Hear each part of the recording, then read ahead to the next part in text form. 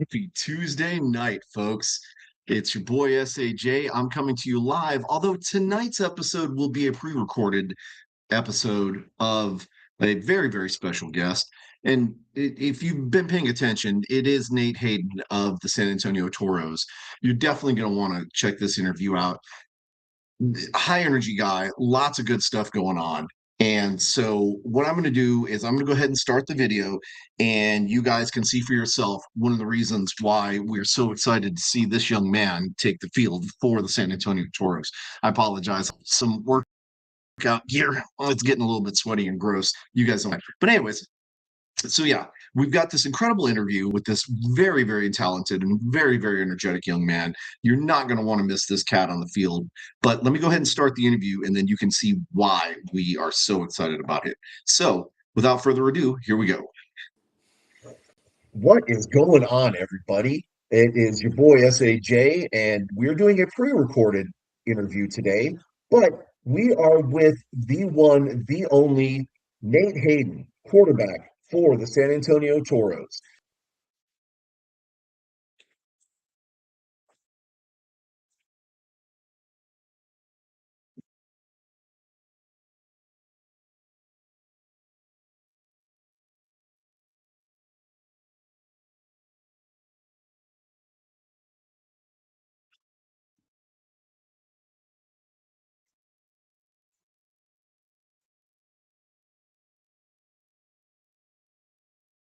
I'm going to let him do a little bit of his own talking, of course, but we got to make sure that, we hype him up.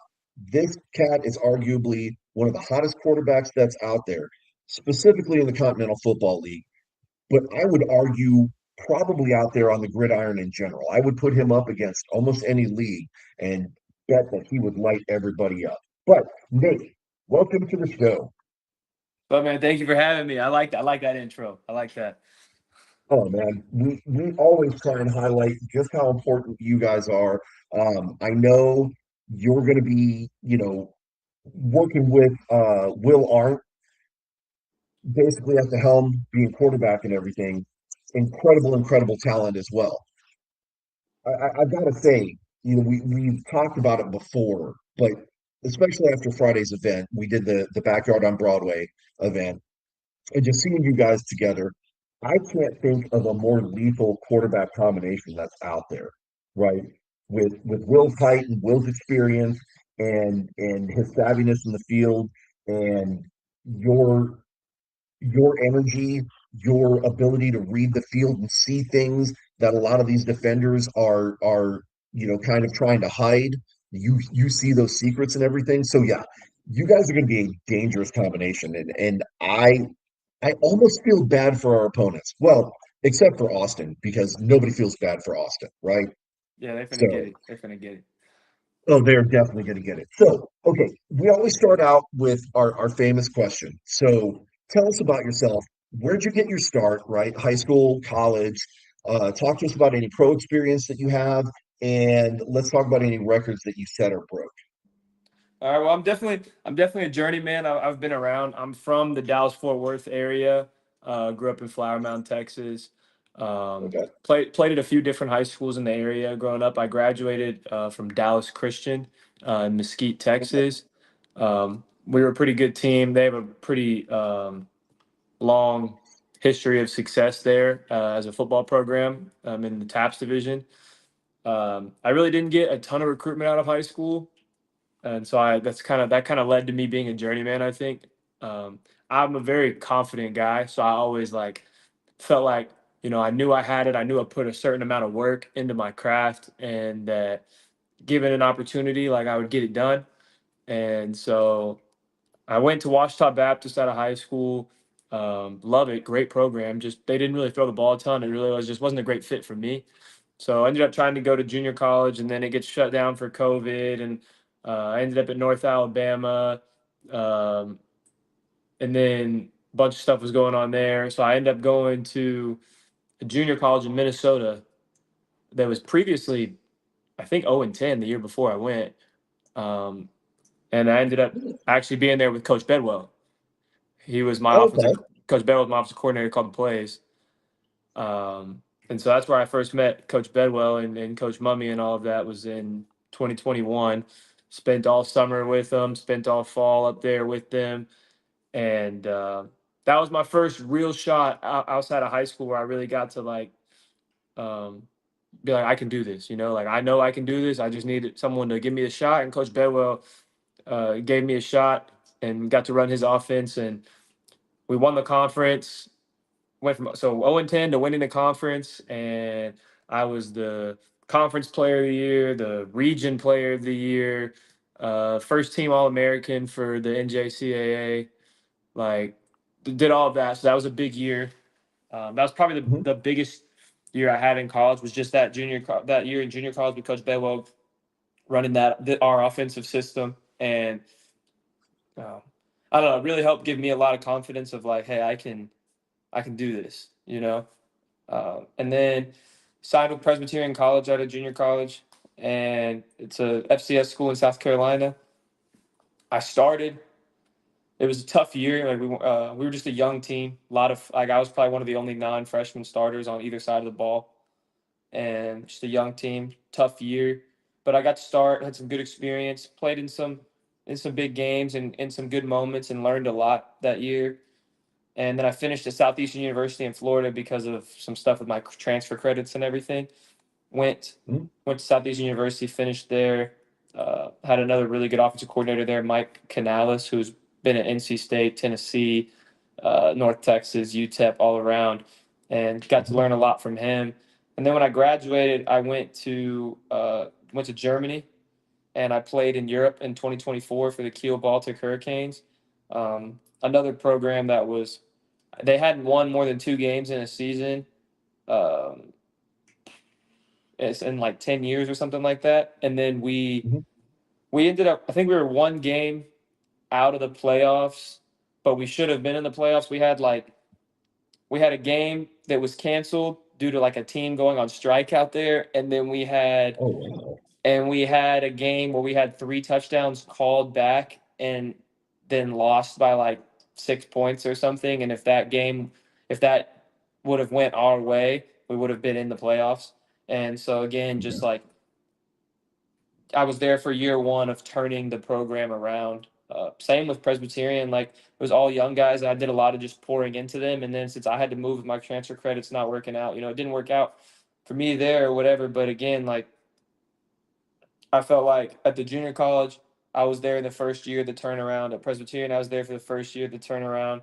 At Germany, in Germany out there, I was there for the first year of the turnaround. Like, and whether I got to reap the success of like all the hard work or not, like I felt like I was a huge part of the leadership and the culture building and the speaking life and teaching ball to everyone around me to get it there, and so I've been definitely a journeyman. And then I moved down here to San Antonio last year to play for a league that didn't end up happening.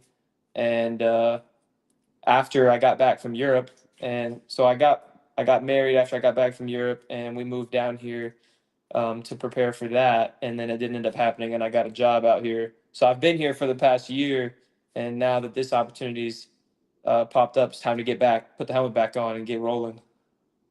Nice, nice. So, one thing I'm hearing that seems to be a constant thread with this team is that, first of all, there's definitely a lot of confidence, right? Which is good. And I want to make sure that because we talked about it with Will a while back, um, there's a huge difference between confidence and arrogance. Confidence Yeah, is knowing that you can get it done, but also knowing that you're going to have to put in a hell of a lot of hard work to make sure that it happens. And so I'm noticing a lot of that general attitude is that you guys know that you're talented individuals, but you also know that there's other talented individuals out there that are trying to take you out and prevent you from getting, where you wish to be, which in this place would be the Continental Football Championship game. Um, you know that there's other people out there that are trying to do the same thing. And so you know you're going to have to put in a lot of hard work and you're going to arguably have to put in more hard work than they do. And it sounds like all of you guys are willing to do that. And so that's one thread that I'm hearing that is a kind of a common thread among most of you guys, if not all.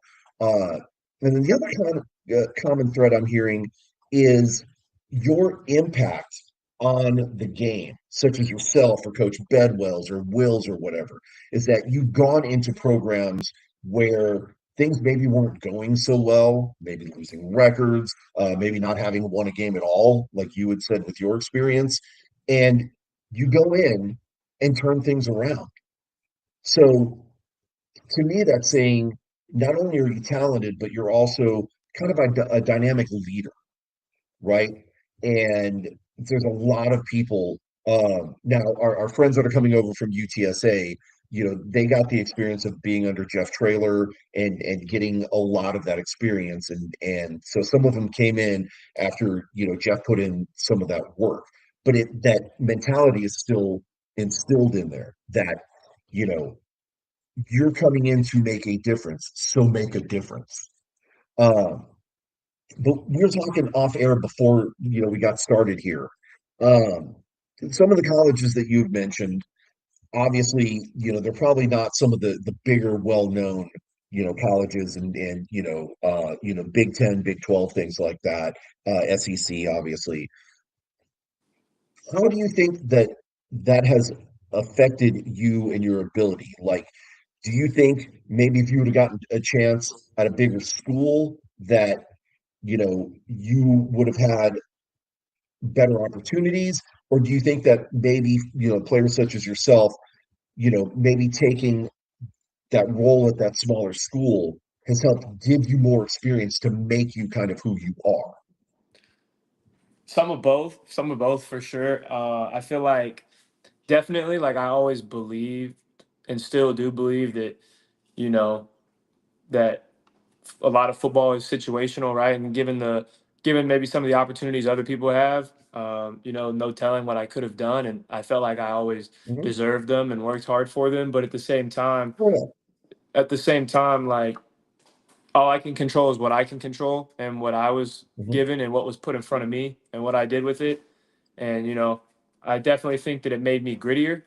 Like I definitely think I have a lot of grittiness to me, a Hmm. lot of fire, a lot of confidence. Kind of got to where I like being the underdog. Kind of like where it's like doubt me, watch what I come with. I Hmm. definitely think I have a lot of that to me, and I think it's really obvious when I have the helmet on and the pads. Like I think it just my play style, the way I talk when I'm out there, everything. I think just I've always felt like I can line it up with anybody and stack up. And so I think some of that, like not getting those opportunities made me grittier and feel like I went and put like you had resources I didn't have, and I still feel like I can line it up and take you. So what does that say? And I Right. just that's kind of where my head's at, all the time, and when it's in football. Hmm. So that's what I I say. absolutely love that. And I think it's important. The motivation behind that question is this, that we have seen people that have been given those opportunities at some of the bigger schools. And, they go out there and, they look like they're superstars. They get to the next level and absolutely fall flat on their face, such as like Johnny Manziel, or, some of these other cats that they have the attitude that I'm the greatest football player ever because of some of those experiences, because they're in a program that really kind of supports them. Um, Alabama, you've got an incredible offensive line. You could be, you know, a decent to pretty good quarterback, not great though, and still look like a superstar because you've got an offensive line that's protecting you. Whereas you were at a smaller school, you've got an offensive line that's killing themselves trying to protect you, but they're not going to give you the same level of protection, right? It's just physically impossible when they're smaller guys and they're a little bit undersized, and you've got a 6'7", 330-pound defensive lineman trying to crash into a guy that's 6'2", you know? Yeah, I Um, definitely I think that and I respect everyone's game and what they've put for the game, but I definitely think that there's something to be said for like so if you play at some of those bigger schools, like you get 3 or 4 games a year where you know you're going to win 50-0 and you're going to throw 5 touchdowns in each of those games, and there's 75% of your stats right there. And then you get to the NFL or the UFL or whatever, and all of a sudden you're not on the team with superior talent, and it's more of a level playing field. And it's a wake up call, or maybe people think that the evaluations were wrong or they're a bust or whatever, and that's not really I don't think that's necessarily the case. I just think it's hard to evaluate because there was superior talent, whereas I think maybe somebody like me or other people in different situations, I'm used to being on the team that getting beat or like has lower talent level. So you give me an even field, you know, it might be raps. Like you know what I'm saying? So I Mhm. just I just think that it's just different, you know. Oh yeah. And this is, I think, obviously we have John Carpenter on our team with us. Incredible talent scout. He's been recruiting for 1,000 years. I think I'm more in line with the old school values that I don't care what your measurables are. I don't care how high you can jump. I don't care how many times you can bench 225. What I want to see is you in a game where you're outmatched, you're overpowered, and how hard you fight to get to that. Because I'm going to surround you with people like you. They're going to have that Yeah. same fight and that same drive, Yeah. and those are going to be the ones that are going to win. So, yeah, again, you can go to your Alabamas, you can go to your, once glorious Wisconsins or your Texas, or God forbid A&M. Nobody should ever go there. Anyways, um, that doesn't tell me how gritty you are. That doesn't tell me how much you're Yeah. willing to bleed to win. And that's what I want to see if I'm a scout, right? Um, but okay, so you just moved here recently, right? Um, you've got a just vast amount of experience. And I also know that I'm not going to say where or anything like that. I'm not going to get too personal, but I also know that you're in a coaching role somewhere, and so you're kind of mentoring, tomorrow's players with everything that you've had to go through and everything. What are you telling your guys right now to be able to motivate them to try and get to the next step? Like, what are your keys for success to get to where you're at and beyond? So yeah, I coach it. I'll tell you, I coach at Warren High School here in San Antonio. It's a 6A high school program in Northside School District, and this was our similar to with playing. This was my first year there, and we made a jump from 1-9 to 5-5, and we're expecting to go up from that this year.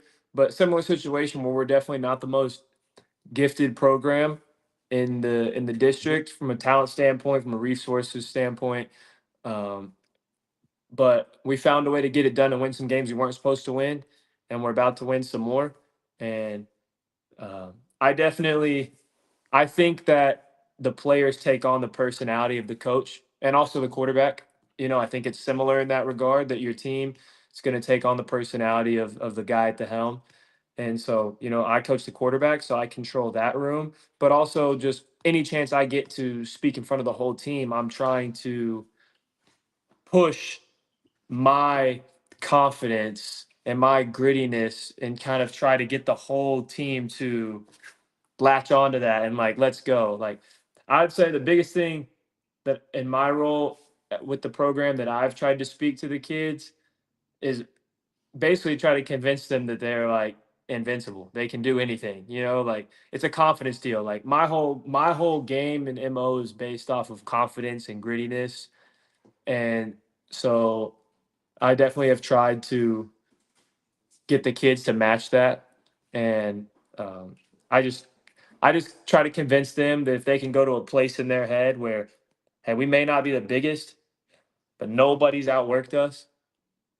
There's no way. I don't know what they're doing over there, but there's no way they've done more than I'm doing. There's no way they put in more effort than I'm doing.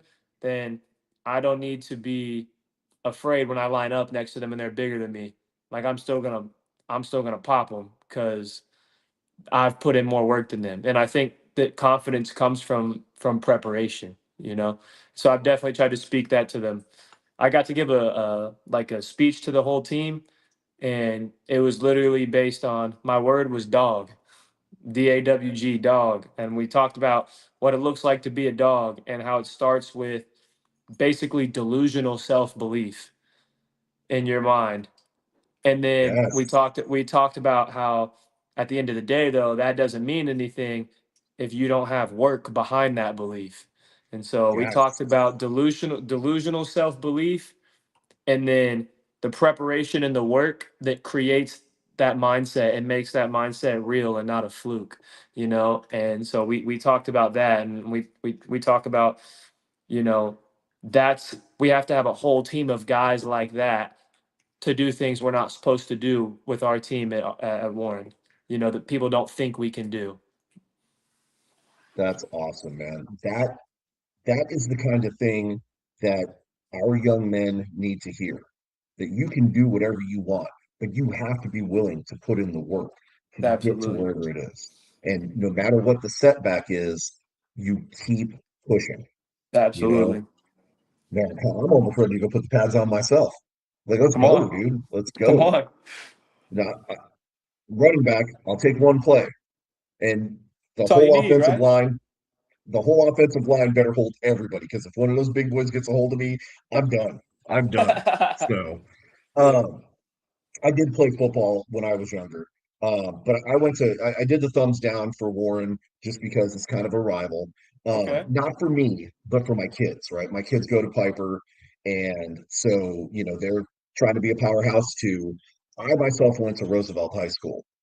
We had 2 good years in the 90s, haven't done anything since. We did have a couple of good years back in the 60s when the school started. But we were always fighting with Judson. And up until Yep. recently, Judson Justin, was, yeah, it was the big dogs. Yeah. yeah, not so much now. And there's a whole bunch of politics that goes into that, and I'm not going to get into any of that. But I also am excited to know that I'm going to be visiting with you in the fall talking about your team because here at Texans Talking Football, we also cover high school football, Oh, right? sweet. And so I'll be definitely hitting you up and seeing how things are going and seeing how you guys are preparing for, the semifinal game and everything because, obviously you got a locker room full of dogs. They're not going to give up. Yeah, we're gonna do So stuff that we're not supposed to do for sure. that's awesome. Okay, so um you said you just moved down here to San Antonio. You don't really necessarily have a whole bunch of experience with the town yet, but you've been around enough. You've seen some things. What are some of your favorite? Well, first, let me ask you this before we get to that. Let me ask this one question. Okay. Um, we were talking about players before, and you're talking about the grittiness and stuff like that. And there's one player that specifically comes to mind that, he's a player I absolutely love and I absolutely despise. Like there is no middle ground. I love him just as much as I hate him. And this is a Okay. young man that went to a small college in Mississippi. He was drafted by the Atlanta Falcons. Nobody gave him a chance. He was traded away to the Green Bay Packers. The only reason he got an opportunity is because the star quarterback got injured. That player went on to become a Hall of Fame player, and that's Mr. Brett Favre, right? Yep. Hate that dude, love him to death, right? And it's really more I hate him because he announced his retirement while I was on my honeymoon. And so it really kind of screwed up my whole honeymoon. Not really, but it was kind of like, damn it. Anyway, who would you say your playing style is most like? And what kind of a player, more specifically, what kind of a player are you on the field? Are you calm, cool, and collected? You talk a little bit of trash, trying to get under people's skin? Like, what do you do? Who are you and what do you do? um, I definitely think that I'm whatever the team needs me to be. Okay. I feel like if there's a lot of chaos on the sideline, and I think that I've learned in my experience that it can be your teammates, it can be coaches, it can be both. But there a lot of times in games there can be a lot of this on the sideline. And when I see a lot of up and down and chaos, I feel like that's when I can kind of be the calm, like I know Okay. when to be the guy that kind of levels that out. But I also know when the energy's dead, when I need to be the guy that brings that out of everybody, or like gets everybody circled up and gets lights a fire if need be. So I feel like I can kind of play both cards. Just depends on what the team needs me to be. Personally, on the field, I definitely talk a little bit.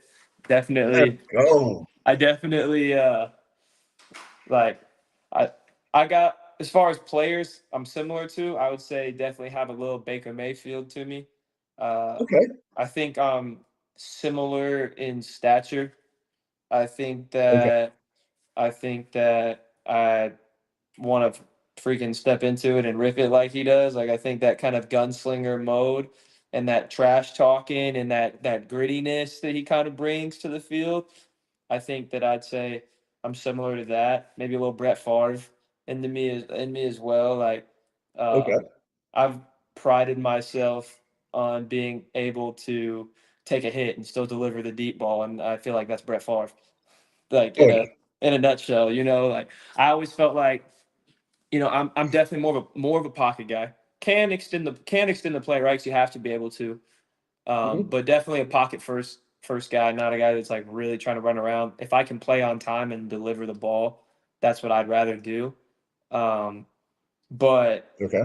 I kind of learned in an era of zone read quarterbacks that okay, offensive coordinators love that guy that can go extend the play and get them the first down because it makes them look good when they call a bad play, right? Yeah. Well, how can I extend the play if I'm maybe not as athletic as the guy I'm competing with? And I was like, well, my arm is really strong.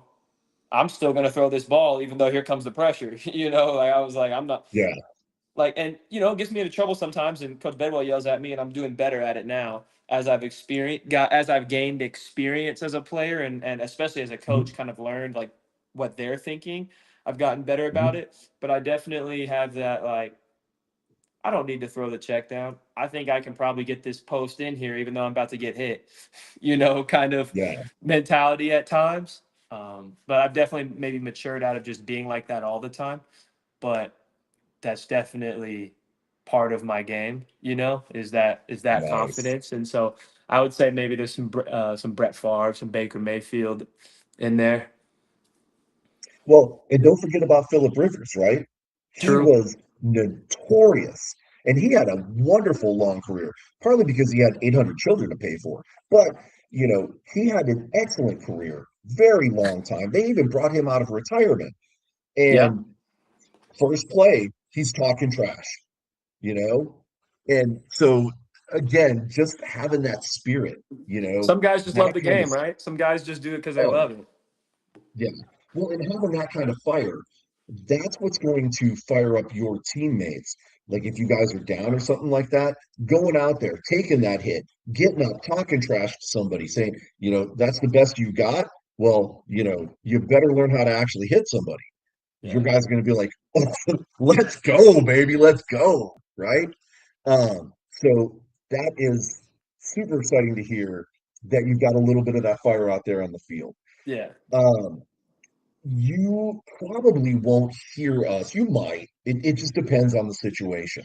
Uh, but my co-host and I, BD, we're the guys who are notorious for talking trash to the opponent. We sit on the 50-yard line, right in the middle, and we do nothing but roast people the entire game. Now, it's not anything personal or anything. I'm not going to go after anybody's family or anything like that. But if somebody blows a play, especially if it's one of their if it's one of their uh, offensive players that screws something up while our defense is roasting them, we're going to give it to them on the sidelines. If you guys burn, like a safety or a corner or something like that on a beautifully timed route, when that guy comes back over, he's going to have to deal with us, right? So if you get fired up by people getting fired up, just know that we're going to be bringing the energy, Let's right? go. So you guys have a job on the field to do. We have a job in the stands to do, and we are going to more. Let me put it this way: I've been invited out to the parking lot more than a time or two to have private conversations with players because I was able to get under somebody's skin. I So badge of like honor. Thankfully, I didn't go out there and get beat up, you know. it. Because I mean, let's be honest, right? A 20-something-year-old against, at the time, a 48, 49-year-old, my chances probably aren't the greatest, you know. Um, I got a little dog in me too. I'll fight hard, You know what I but mean? Yeah. I ain't gonna have the same stamina, right? And so I'm gonna have to fight dirty and get it over quick. These guys are gonna be used to that, so it's gonna be like, "Argh," right? Anyway, Tough break. Tough break. oh yeah. But just know that we're gonna be doing our job to help motivate you guys and really do what we can to, kind of fire up the fan base and get everybody behind you so that we can feed that energy into you guys. Now, let's go to the question that I stopped. You've been here in San Antonio for a little bit. What is what are some of the things that you like? What are your favorite things here in San Antonio? And do you have any hobbies that San Antonio is kind of good for? Such as hiking or mountain biking, whatever. Like, what do you like about San Antonio, and what do you like to do in San Antonio with that free time that you probably don't have much of at all? Yeah, I definitely don't have a ton of free time right now. I had been telling my wife that I was looking forward to having free time for the first time ever, and then I was like, never mind, I'm going to play for the Toros while having a full-time teaching and coaching job. So I'm going to work 16 hours a day. Hmm. Sorry, we'll talk about it after. And so Yep. definitely not a ton of free time, but my absolute favorite thing to do other than football is fish. I'm a huge fisherman, Uh, and so what I did when we moved down here is I bought a kayak, like a fishing okay. kayak, and so I go out to the rivers here because it's very different. Like Dallas Fort Worth is all ponds and lakes and stuff, but Hmm. there's no rivers and no clear water like down here. So Right. I'll go to the Guadalupe and all the other rivers in the area, Hmm. and with my kayak and I'll fish and hike around. So that's probably my favorite thing to do down here that I've really Yeah. gotten to enjoy outside of football. I also just like I feel like San Antonio is it's an easy city for date nights. Easy city for Yes. date. Like Dallas is big, but I don't feel like there's like one like spot. I feel like San Yeah. Antonio is you can go to the Riverwalk 15 times and it's a good date every time. Hmm. Or whatever, or the Pearl and there's a lot of really good food. I think the food's better here than DFW. I think I don't know, there's more different Yep. types of food, more authentic food obviously as well. I think the food's probably better. And obviously just not being from here, there's a lot of new places for us to try. And Hmm. I don't know. It just feels like an easy date night spot. It's like, well, I don't know. Like I'll be sitting there at the school, like, what do I want to do with my wife? Oh, we can go to this restaurant I've never heard of before. We can go to Riverwalk and a show like that. That's a good date. Like there's a lot of Yes. it's an easy date night city. Well, first of all, let me jump in and say this. Kudos and props to your wife for for marriage, this more, I guess, kudos to you for finding a woman who's willing to support you through all of these ventures, right? Yeah, for Because sure. you're essentially working two full-time jobs. And I'm going to use this as a shameless plug. Shout out to my fiance for doing the same thing, right? She supports me while I work full time. I'm going to Absolutely. school, working on my master's in psychology, and I do this podcast, which, thanks to the Toros, my commitment to this podcast has tripled in effort, right? And she's right there by my side. So good job finding a good woman that supports you, and shout out to the missus for being such an incredible person. So Absolutely. uh, when this airs, you can tell her that she's getting a shout out and kudos, and really those supportive roles are the reason why we're able to do the things that we are, because we have that kind of love and support, so they can take care of the things that we don't want to do, so we can focus on the things that we want to do, right? Absolutely. And God bless them, man. Love for every one of them. I don't know Absolutely. why Because they if put I up had with to it. if I had to come home after those 16 hours and like still do the laundry every day or something, I'd be cooked. I'd be, Yeah, you know what I mean? Like it would be, yeah. I'm already tired and falling asleep when I get home. And then, because I usually get up to the school and work out about 4 in the morning. And then I'll coach the team. And half the time I run around and do the practice with them. And then Hmm. I'll have to coach the freshmen as well. And then I'll teach all day. And then I'll still go lift or run or throw or something after school to get ready for the Toros. And then I'll come home and it's already like 7 o'clock at night, you know, or later maybe, and I'm just like Mhm. falling asleep on the couch. But like luckily I have a wife who's willing to help out, you know. So Yes, it's incredibly awesome. Now, you had said you like fishing. I grew up down here, but again, I'm from Wisconsin. And so when I was younger, I would go back all the time. And that was one of the things that I missed the most about being up there was the fishing because there's literally lakes and streams and rivers and just absolutely. anywhere you wanted to go fish, you could go fish. And that's one of the things that has been kind of a struggle being down here is that there are a couple of places, but not like what we had back home. But that's good that you found some of those spots and you can go out and do that Yeah, I because think that you San need it. Antonio, you have to have a kayak to fish in San Antonio. There's not really that many Mhm. lakes. There's not that many ponds and stuff. It's really all the rivers and streams. And Texas, everything is so far apart. You know, everything is. And I think Mhm. that's the big thing because like I played in JUCO up in Minnesota, and I fished all the time while I was up there. It's just Yes. there's a lake every 5 minutes up there. You know, and Hmm. everything's just so much more spread out down here. So I feel like if you don't have a truck and a kayak, you can't really. It's harder to fish down here. But luckily, I have a truck and a kayak, and so I make it work. Nice. Now, you also had mentioned about the food, that San Antonio food is better. And I would 100%, agree with that, specifically for tacos, because Dallas Fort Worth, no idea what a taco is. And I don't care what our friends 90 miles north say, and this is a shot at the Texas Syndicate. You guys, you have fancy sandwiches. You don't have tacos. You're putting all kinds of things that don't belong in a taco, like pickled cabbage and asparagus root and whatever other Yeah, nonsense. yeah, That's not not a good taco. tacos, not good tacos. Yeah. That's a fancy sandwich. San Antonio, we have tacos. We know tacos. The fiance is going to take a shot at me because she said we don't know real Mexican food here, which to a certain extent, yes, she's right. We're much more Tex-Mex based. She's also from El Paso, so a little bit different, cuisine over there. But they also have the taquitos, the flautas, and they dip them in soup, and that's like their claim to fame, right? Wow. Um, it is the weirdest thing. Okay, you'd have to go there and experience it. We go to Midland, maybe we can break off and run over to El Paso. It's only a couple hours. Or if you're in that area, you've got to check it out. It is the weirdest thing ever. That's like their claim to fame. So I take that, idea of us not having real Mexican food here with a grain of salt. I mean, they do weird stuff. So it's kind of like, right? You guys, Yeah. whatever you think, right?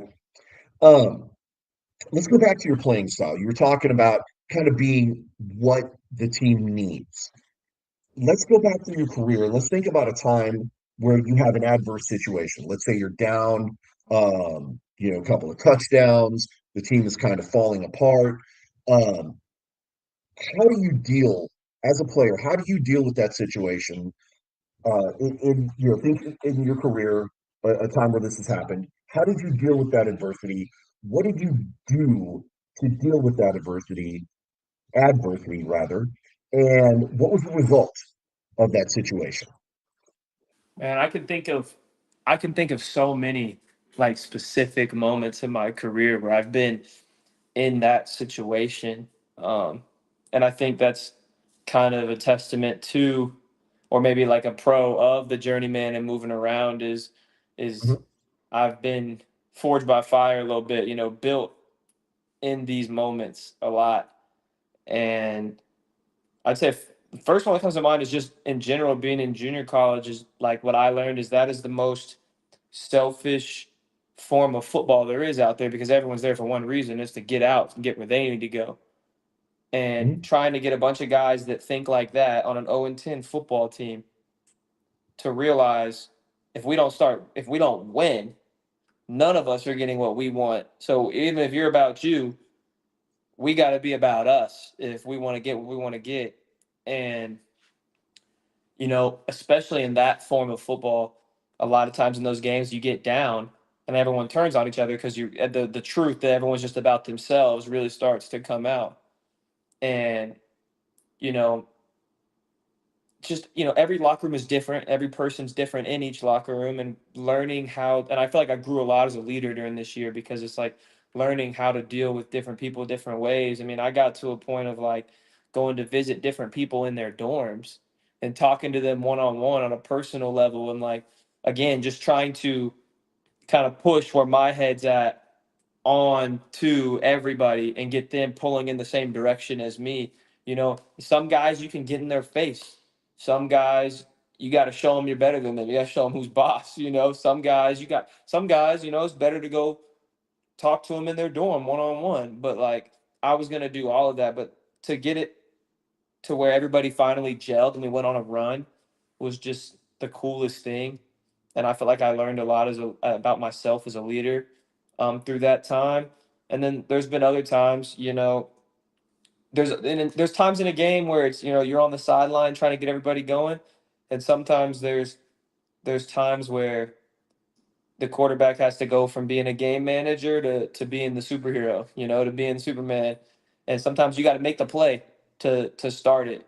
And that's usually Mhm. where I get pretty energetic, is like in those situations. There was a time my senior year of college where they told me I wasn't going to start the first game, and we were down like 20 to nothing. They told me I was rolling, and uh, just immediately out there, just boom, boom, boom, boom, touchdown, boom, boom, boom, touchdown, like 2 minute drill, boom, boom, boom, boom, right down the field. And I'm like, I'm coming off the sideline, fired up, yelling, talking trash. Uh, I told him, I even posted on Instagram. I was like, I'm that song you skipped and found out later it was fire. So, Nice. like sometimes you gotta be sometimes you gotta be that guy. It just depends. But that's kind of what I mean by like by I'm whoever they need me to be. If it's chaotic on the sideline, I'm gonna be calm. If it's dead on the sideline, I'm gonna get him going. If I need to be the guy to make the play, I'm gonna make the play. If I need to go talk to somebody in their dorm, then that's what I'm gonna do. Just kind of, I don't know. I feel like I just kind of can sit back, observe, see what's needed, and then Mhm. get it done. You know. So Excellent, excellent. So, I've asked this question to several of our players that I've interviewed, and I'm very interested in everybody's answer. You being a quarterback, you being a high energy quarterback, and a very knowledgeable, you know, uh, uh, you know, student of the game, if you will. absolutely. I know you had to have had other options out there. Why specifically? I mean, I know what brought you here, but why specifically the Toros? Why not, for example, the Austin team, or better yet, maybe some of these other leagues? What brought you in to the COFL and specifically to the Toros? I'd say first and foremost, definitely Coach Bedwell. Okay. I have that relationship with him. We played together, or he coached me, and I played under him in college, and Mhm. we just have a good relationship, and I really trust him. He's my favorite coach I've ever played for. Um, he Yeah, and I say that, and everyone's gonna say like, oh well, Nate's his favorite. Even if that's true, he is the most unbiased guy that will shoot you straight. Like, he'll tell me, Nate, I love you, but you suck. Like he'll shoot me so straight, and he tells the truth. And I think that, I can trust him because of that. Like, even if I don't want to hear it, or I don't like it, or he doesn't choose me or whatever, like, he's gonna be honest with me. He's gonna be upfront. You're gonna know where you stand. He's an unbiased guy. But just, I had a lot of fun playing for him. Like, nice. I had, and not only just because of the offense, but also because, he gets it. He's going to let the quarterback check some of their own stuff. If you mess up, he's going to be calm. And that's one thing about Coach Bedwell. He's he's a pretty mellow guy. He's pretty much the same all the time.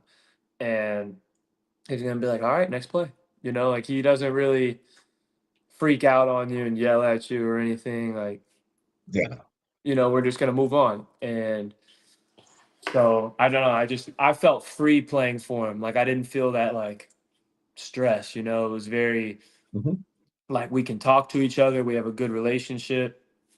We're in this together, and so I think that allowed me to play better, play more like myself, and just it was football was more fun that way. And so as soon as he told me Yep. this was going down and he was going to be a part of it, I was like, all right, let me warm this thing up. Let's go. As soon as he told me, I was like, all right, I'm ready. I'm like, we'll do this. Let's do this. Like, I don't care how busy I am. Like, I'll do what I need to do to make it happen. I want to be a part of it. I want to be with you. And then on top of that, the staff that he's put together, Mhm. I think that I'm in a different headspace now, being that I'm also coaching right now.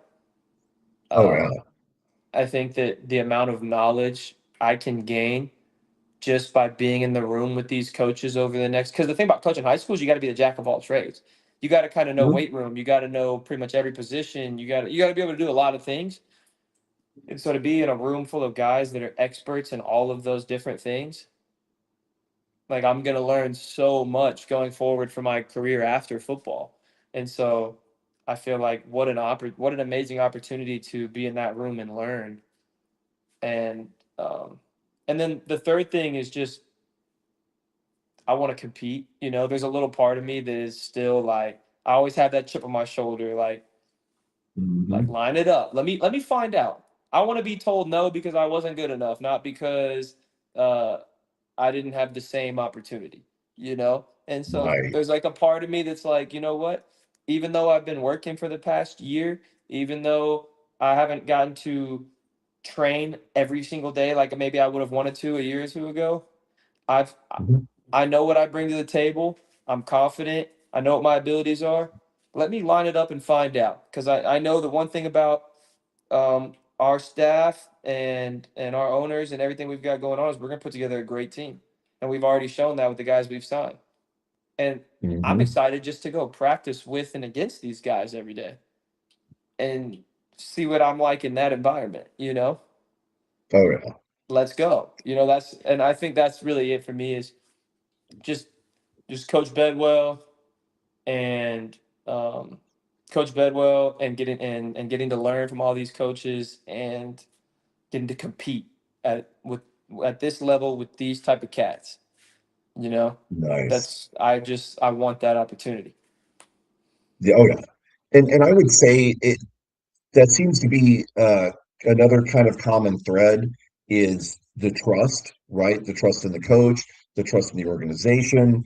And the reason I bring that up is because if you know anything about San Antonio, you know that there is a long sordid history here with professional sports and how this town and fan base really has gotten screwed over by umpteen million. I think there's been like 12 different professional organizations that have tried to come through here and fallen apart in some way, shape, or form. And that's not even counting the different the professional sports teams that have used San Antonio as leverage to get what they want from their home city. We've been promised NFL teams multiple times. Every time it's fallen apart because they're using it as leverage to get another stadium where they're at and whatever. This is a little bit different, right? In this organization specifically, you have local ownership of people that right? You talk to the owners all the time. Yeah, they're I awesome. could get on the phone as a fan, and now, granted, I mean, I have a little bit more direct access because of the podcast and things like that. But I literally could get on the phone with any one of the owners at any time and have a conversation with them because, again, they're local, they're supporting the things here. You're getting legends like Greg Simmons, who has been an absolute legend in the sportscasting world for a long, long time here in San Antonio. This guy has talked to and interviewed more of the greats that I'll ever even remotely get close to. And he's now part of the organization. We actually had him on the show on Friday, and not gonna lie, I was a little bit starstruck, right? Because I mean, this guy's a legend. It would be like one of us going and talking to Brett Favre. Yeah, and Brett Favre being humble and talking to us like a normal person, it's pretty because at the sweet. end of the day, they ultimately are. Now, Brett Yeah. doesn't do that. Brett's a little bit more arrogant than that. And I know from different, you know, friend of a friend kind of thing. We All won't right. talk about that on air. But just knowing that this is locally owned and operated, the whole premise of this is to train you guys to get you better, to get you to the next step so you can, go on with your career or you can do big things here as a direct result of it from the relationships that the coaches have that you're going to build, all these different things. And so I want to make sure that the fans know about that, especially you being a player. You're trusting your future in this group, and there's a reason for it. It's because this is actually going to work. I mean, I don't know numbers, but I know for a fact we're playing football this year, and we're playing the entire year, right? And if things keep going the way they're going, we're going to be playing football here for a long, long time, right? Because this thing is just taking off like wildfire, and that's part of it is the coaching staff and the ownership group and everything, but part of it is also players like you who are passionate for the game, who are committed to the team, and who are willing to build those relationships with the community to show that you're not going anywhere, this team's not going anywhere, and just come out and watch a game and you'll see why you believe in it, right? So that's why I ask those kinds of questions because I want the fan bases to know, or the fan base rather, to know that you're just as committed to this as your teammates, your coaches, the fans that are on board right now. And it's because you truly believe in this vision, right? So, not to try and put words in your mouth, but that's again, I want people to know these things. Let's talk about your teammates. I know you've had a chance now to be at several of the events. In fact, I think you've been at almost every one of them. I've been in every Um, single one. Yeah, every single one. yeah, I specifically remember uh, hanging out with you guys at the Smoky Moe's event afterwards and talking to a certain player who is now on the roster, who I'm very excited about. We had a great interview with him. Not going to drop names. You know who I'm talking about. Anyways, um, how how are things going with as far as building your relationships with your teammates? Have you had a chance to talk to all of them? I know Oscar Cardenas, incredible tight end. He actually got an opportunity to go to the CFL, and I can't be more happy for him. And side note, San Antonio is the only team to not to have not just one, but three players sign with the Toros and then move on to an opportunity in the Canadian Football League. No other team in the Continental Football League has been able to do that, and I don't think that the previous Continental Football League ever had that many players go to the Canadian Football League in preseason. So here, San Antonio's setting records already because we're that damn good. But That's so, right. how are the relationships going? Right? Are you getting a chance to talk to some of your new teammates that you don't necessarily know yet, maybe, or how's all that going? Some of them, me and Oscar were throwing weekly before he just got this opportunity because he's in the area, and Mhm. I know some of the guys previously. Like I've known Cam for a long, long time. Eccles, known Cam for a long time, and so some of the DFW guys we've signed are guys that I've known for a while. I knew Preston Wilson when we were like in elementary school, and so Nice. I've already known some of like the Dallas Fort Worth guys we've signed for a really long time. Um, and then, obviously I'm working so much that I'm not getting to like work out a ton with a lot of these guys. But, I've been at every single event. And so any player that's been at the events, I've gotten a chance to talk to them, hang out with them, be around.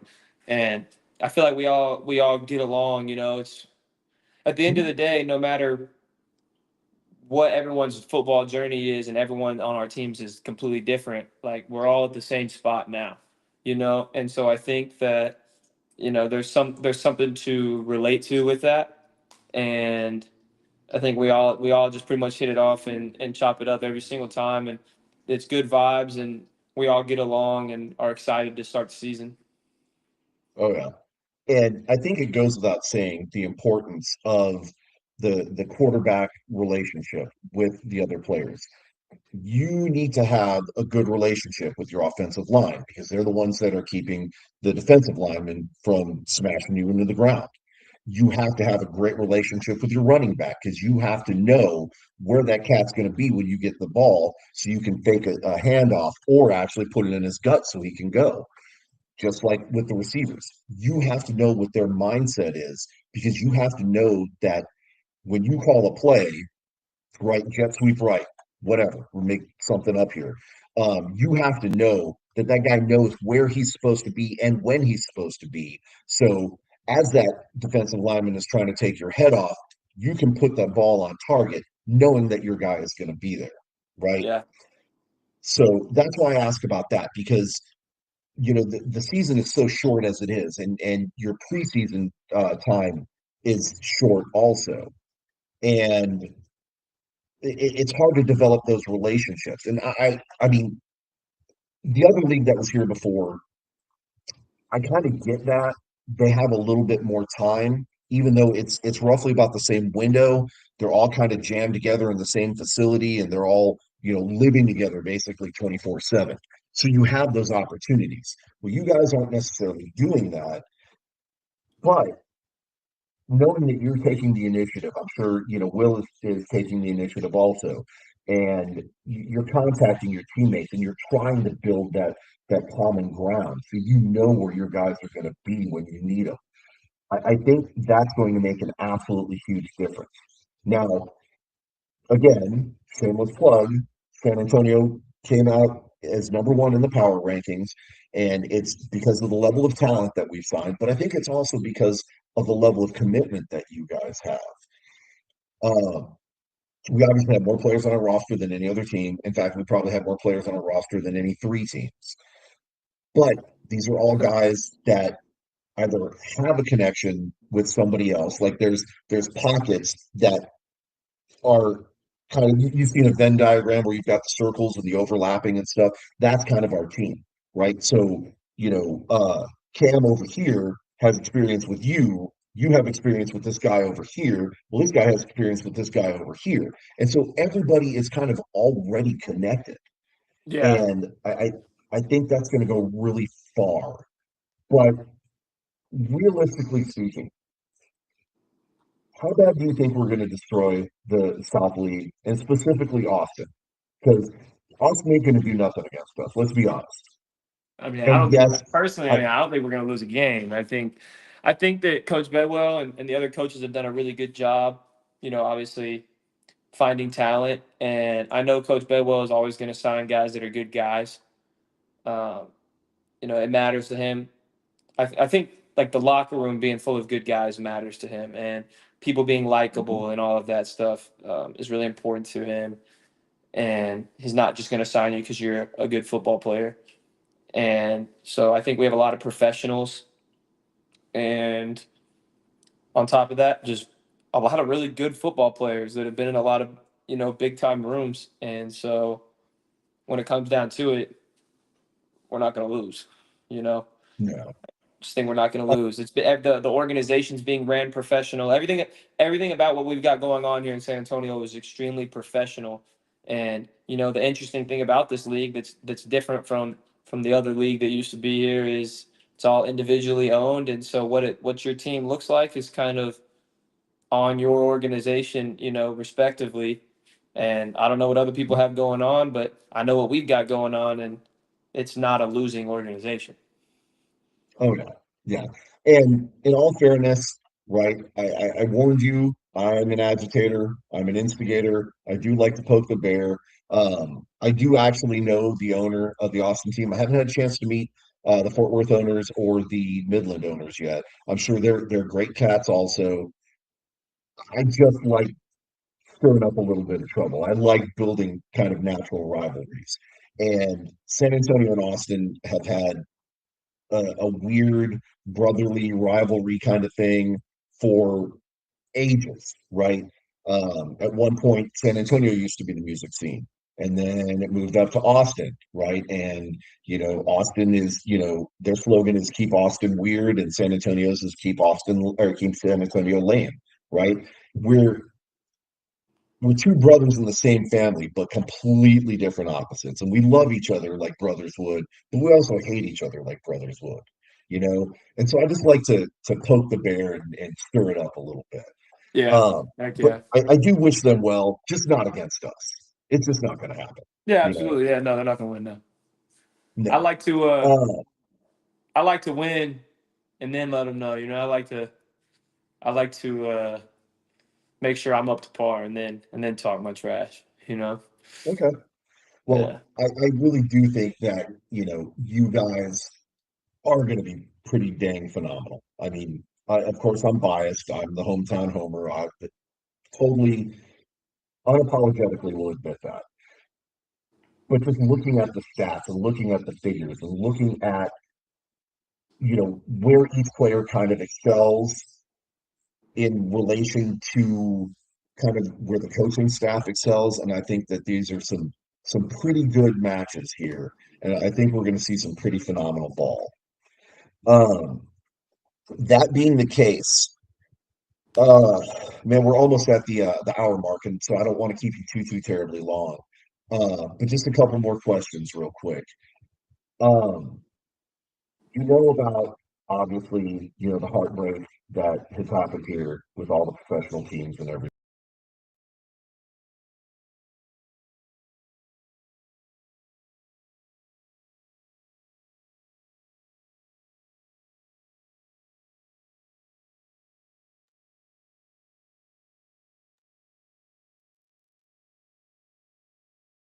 All right, folks. So I'm trying to get my camera back on. And okay, here we go. Uh, there we go. Okay, we're back on. So, guys, I apologize. It looks like the last part of Nate's interview did kind of clip. But we were talking about how uh, San Antonio is poised to do some really big things with the level of talent that we have and how excited he is.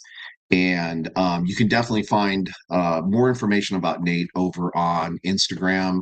Try to remember what his Instagram handle is. But, anyways, the point of all this is that Nate is super excited for the upcoming season. He has got a lot invested in the success of this team. He's already built a lot of good relationships. He's making sure to reach out to players as often as he can to try and make those connections so that when they do get into that really short training camp, a lot of that hard work has already been done. A lot of that trust has already been built, and they can just get out there and get to work. You guys know me. I instigate things. I like to cause a lot of trouble. But the fact of the matter is that none of these teams in this league are going to be slouches. There are incredible people on every single roster, and this is going to be some of the best football that you can see, especially at these price points. So, that being the case, as I say with pretty much every show, I issue a challenge to all of you San Antonio fans. Come out and check out one game. Just see what it's about. Tickets are as low as $10. There's going to be, plenty of tailgating going on and just all kinds of fun stuff. So uh you can definitely go to the San Antonio Toros Facebook page, to the X page, to Instagram, to their WeFunder page, to the San Antonio Toros website. All the information's all there, guys. You can find your seats. There's a very, very low ticket processing fee, if you will. It's not like Ticketmaster where they charge you an arm and two legs. It's only going to be a couple of bucks. And, there's going to be tailgating, parking, all that good stuff. All that information will be there on their website, though. But to kind of, land the show here, as we like to say, you can follow Nate Hayden on, like I said, Instagram. He's on X, all that good stuff. And you can see his latest updates. You can see updates from his coaching and stuff. We're also going to be making sure to stay in contact with Nate during the high school football season because he is a coach at Warren High School. And I'm expecting that same winning attitude that he's going to bring on the field for the Toros to translate into the Warren team, and you heard they went from 1-9 to 5-5. This next year, I'm expecting 7-3, if not 8-2. So we're less than 2 weeks away. I think it's like 12 days now, and Josh can correct me, and Tim. The Hornets are going to have their hands full. I don't know that they fully know what to expect when they walk into San Antonio here to play some football. So great stuff. Great interview with Nate. I really feel bad. I apologize that it clipped that last part. I guess you can only do so long with a recording here on Restream, and so I'll have to look into that to correct for next time. Make sure that doesn't happen. All that being the case, this is episode 155, Nate Hayden interview, and shout out to Nate. Nate, thank you so much for a great interview. That was very exciting, very energetic. At one point, I almost wanted to go strap on the pads and go run a few plays with you. So again, thank you for that. I think that's pretty much going to be it. I think the San Antonio Spurs might be playing tonight, or something. I don't know. I'm not the basketball fan. BD is. Unfortunately, BD is unavailable tonight, so he wasn't going to be here anyway. So that's one of the reasons why we ran this interview. Plus, it was just a really good interview. So all that being said, guys, less than 2 weeks away. Make sure you get your tickets purchased. Come see us at the game. I know we'll be tailgating, and it's open to everybody. We welcome everybody to all of our stuff. That's it, guys. Episode 155 in the books. I mean, I really don't have much else to say, oddly enough.